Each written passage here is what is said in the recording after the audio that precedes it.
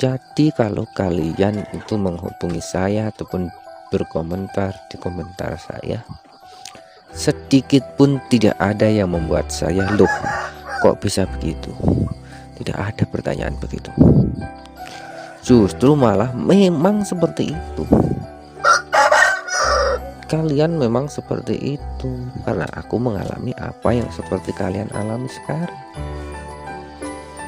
Takut mati, takut bendera putih tanda kematian, takut berita kematian ataupun berita lelayu yang disiarkan di masjid, takut lagi tanda-tanda daun jatuh, karena daun jatuh menggambarkan orang yang meninggal. Ada lagi karena takut ada berita kriminal, berita buruk, takut keluar rumah di dalam kamar nyamannya. Terus kalau sudah di kerjaan takut mau pulang, atau bingung aku nanti pulang mau ngapain, juga nggak ada bahagianya. Tidak ada rasa bahagia, itu tidak ada.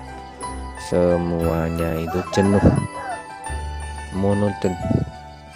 Melihat orang yang sehat seakan-akan di dalam kepalanya ada mutiara kesehatan, sedangkan kita sedang sakit, merasa paling rendah, terendah, merasa orang yang paling buruk saat itu, ataupun orang yang paling menderita karena berpikir, apa aku bisa sembuh? Seperti itu kan? Jangan-jangan aku tidak bisa sembuh. Ya, setiap hari mikir yang gitu. Apalagi yang tidak bisa tidur, apalagi yang belum bisa tidur. Orang yang belum bisa tidur, pas mau tidur, yang dipikirkan bukan masalah apa-apa. Lucunya tidak bisa tidur karena memikirkan tidur. Nah, itu lucu sekali. Sekarang bisa ketawa, bisa tersenyum, teringat apa yang dialami waktu itu. Orang Siati memang aneh. Sekarang bisa tersenyum, teringat waktu-waktu itu yang mungkin sekalian kalian mengalaminya. Assalamualaikum warahmatullahi wabarakatuh. Alhamdulillahirabbil alamin. Allahumma sholli ala sayyidina Muhammadin wa ala alihi wa sahbihi wa barik alaihi wasallim anjman amama. Sahabat Tombok Anti TV dimanapun berada, marilah kita memanjatkan puji dan syukur kehadirat Allah Subhanahu wa Ta'ala, Tuhan yang Maha Esa, yang telah melimpahkan rahmat hidayahnya kepada kita, sehingga pada kesempatan hari ini kita dapat berjumpa kembali di channel Tombok Anti TV ini dengan keadaan yang lebih baik lagi. Salawat dan salam mudah-mudahan tercurahkan kepada junjungan kita Nabi Agung Muhammad Sallallahu Alaihi Wasallam. Mudah-mudahan syafaatnya limpahkan kepada umat-umatnya yang solih dan solihah, insyaallah digolongkan kepada kita semua, amin. Sahabat Tombok Anti TV yang dirahmati Allah Subhanahu wa Ta'ala,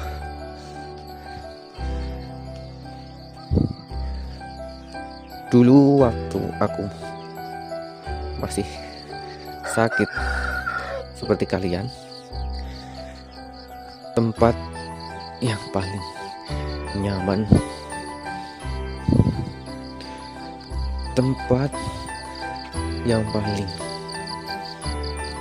enak itu ke masjid. Meskipun sempat takut ke masjid sebelumnya. Jadi di saat sedang mau ngapa-ngapain nggak nyaman, mau ini mau itu gak nyaman. Tempat yang paling nyaman adalah ke masjid. Kali lagi, meskipun sempat takut ke masjid,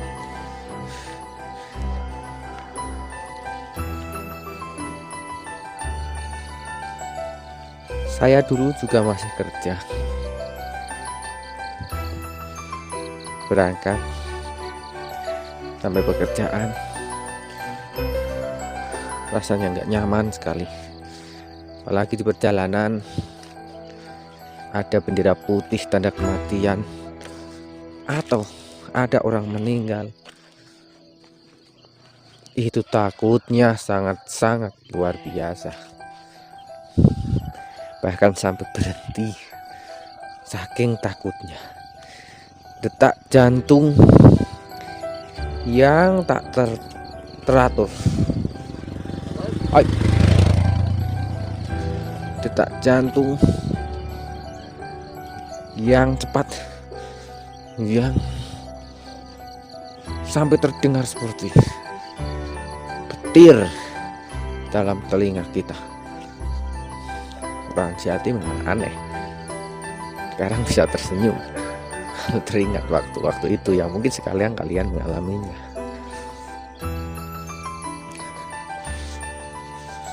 Sampai pom bensin, perasaan luar biasa. Pom bensin serasa mau meledak. Bagaimana kalau terbakar? Bagaimana kalau terjadi sesuatu di pom bensin? Itu saya mengalami seperti itu.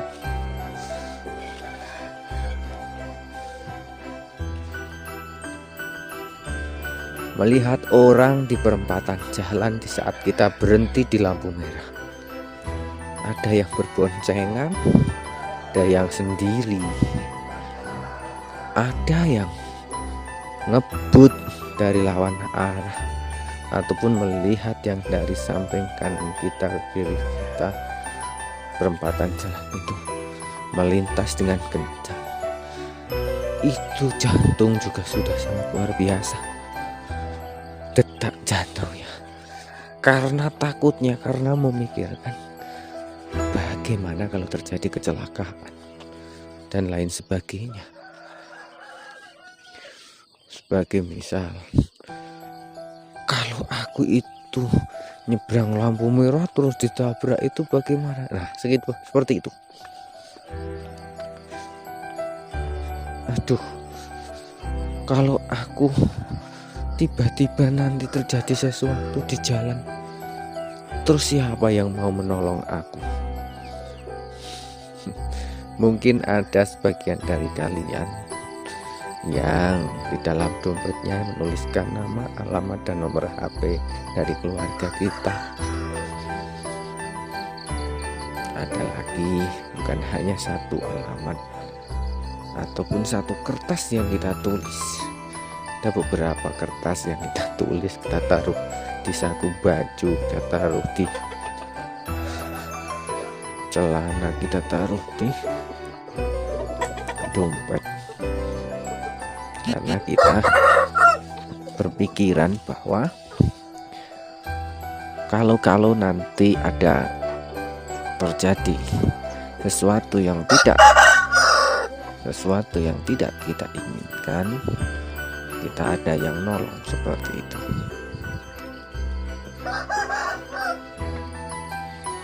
Sahabat Tombok Hati TV dimanapun berada, masih banyak lagi orang anxiety psikosomatis memang seperti itu. Jadi kalau kalian itu menghubungi saya ataupun berkomentar di komentar saya, sedikit pun tidak ada yang membuat saya loh kok bisa begitu. Tidak ada pertanyaan begitu. Justru malah memang seperti itu. Kalian memang seperti itu karena aku mengalami apa yang seperti kalian alami sekarang. Takut mati, takut bendera putih tanda kematian, takut berita kematian ataupun berita lelayu yang disiarkan di masjid. Takut lagi tanda-tanda daun jatuh, karena daun jatuh mengabarkan orang yang meninggal. Ada lagi karena takut ada berita kriminal, berita buruk, takut keluar rumah dalam kamar nyamannya. Terus kalau sudah di kerjaan takut mau pulang, atau bingung aku nanti pulang mau ngapain, juga nggak ada bahagianya. Tidak ada rasa bahagia, itu tidak ada. Semuanya itu jenuh, monoton. Melihat orang yang sehat seakan-akan di dalam kepalanya ada mutiara kesehatan, sedangkan kita sedang sakit, merasa paling rendah, terendah, merasa orang yang paling buruk saat itu, ataupun orang yang paling menderita, karena berpikir, apa aku bisa sembuh? Seperti itu. Jangan-jangan aku tidak bisa sembuh. Setiap hari mikir yang gitu. Apalagi yang tidak bisa tidur, apalagi yang belum bisa tidur. Orang yang belum bisa tidur, pas mau tidur, yang dipikirkan bukan masalah apa-apa. Lucunya tidak bisa tidur karena memikirkan tidur. Nah, itu lucu sekali. Sekarang bisa ketawa, bisa tersenyum, teringat apa yang dialami waktu itu. Tapi memang orang yang anxiety psikosomatis itu diakibatkan dari trauma atau sakit yang tidak kunjung sembuh, sehingga merasa dirinya tidak bisa sembuh, merasa dirinya terpuruk hingga stres. Setelah stres mempengaruhi asam lambung naik. Nah, asam lambung naik mengenai amandela dan memberi sinyal ke otak akan terjadi sesuatu pada tubuhmu. Seperti itu, enggak, akhirnya otak merespon bahaya dan memerintahkan hormon bahaya atau hormon kortisol keluar dari tubuh kita untuk bersiap siaga. Nah, itu bisa dikatakan disfungsional pada tubuh kita, terutama perut. Itu muter. Orang yang berpikir terjadi sesuatu yang negatif, panik, stres, asam lambung naik, sakit, begah, terjadi 1000 sensasi yang sangat luar biasa.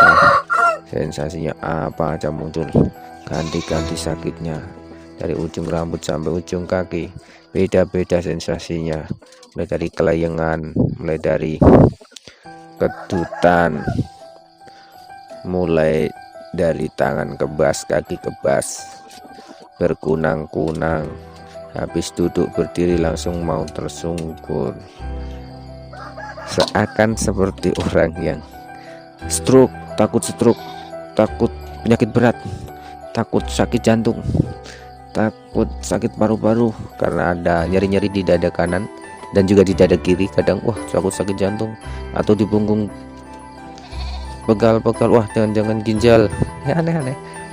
Terus kebas, jangan-jangan stroke dan lain sebagainya. Memang itu anggapan-anggapan atau prasangka-prasangka buruk yang muncul bagi orang yang terkena anxiety psikosomatis, yang mungkin disebabkan dari sakit asam lambung, GERD,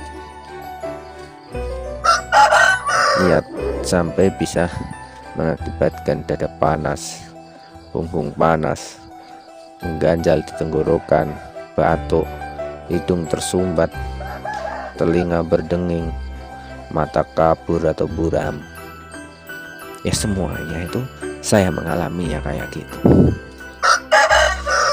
Jadi saya tidak kaget sekali lagi apa yang kalian komentarkan. Memang seperti itu. Tapi bagi orang yang tidak mengalaminya, diceritakan kayak gitu tidak percaya, karena dia tidak mengalami. Melihat kamu itu sehat seperti itu, malas-malasan saja jadi orang, tidak keluar rumah. Padahal sangat-sangat luar biasa takutnya. Tidak main-main, ketakutannya sangat luar biasa. Saya sangat memahami, saya sangat tahu apa yang kalian alami. Bukan berarti saya menjadi orang pintar. Bukan. Saya bukan orang ahli dalam menyembuhkan orang. Bukan seperti itu. Tapi saya mengalami perjalanan hidup, keterpurukan hidup di titik terendah seperti yang kalian alami. Dan cara bangkitnya, cara jalannya melewati itu bagaimana? Ya seperti apa yang saya sampaikan di video-video saya. Sudah sangat jelas urut harus bagaimana, mulai dari bangun tidur sampai tertidur, melakukan 3 pola pikir yang baik, pola hidup sehat, pola makan yang teratur. Semua sudah saya sampaikan, ditambah dengan keyakinan, ketakwaan kepada Tuhan Allah Subhanahu wa Ta'ala yang telah menciptakan kita. Dan kita harus berserah diri sepenuhnya, hidup dan mati kita. Inna sholati, sesungguhnya sholatku, wa nusuki wa mayahya wa mamati lillahi rabbil alamin. Ibadahku, hidupku dan matiku serahkan kepada Tuhan Yang Maha Esa sepenuhnya. Dan itu kita resapi di saat sholat, di saat kita zikir, meditasi, ru'yah mandiri, relaksasi, atur pernapasan perut seperti apa yang saya sampaikan, untuk merelekkan pikiran kalian, untuk bisa rileks, agar bisa rileks dengan relaksasi, ditambah dengan afirmasi positif yang bunyinya, aku bersyukur dan berterima kasih kepadamu wahai Sang Pencipta.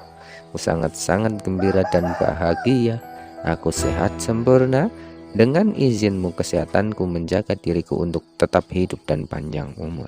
Aku berani lagi, aku percaya diri, aku dapat membahagiakan orang-orang yang aku cintai.